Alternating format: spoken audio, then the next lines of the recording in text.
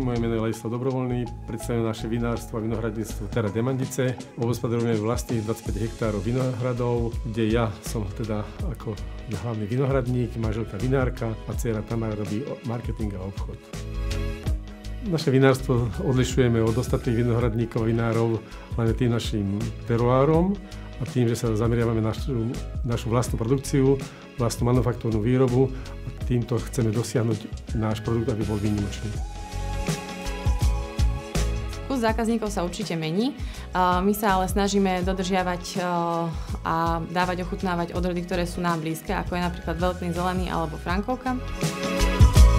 Nám sa páči model Fiat Scudo, pretože je dosť veľký, ale nie natoľko, aby sme s ním nevedeli manévrovať, či už v meste alebo vo vinohrade.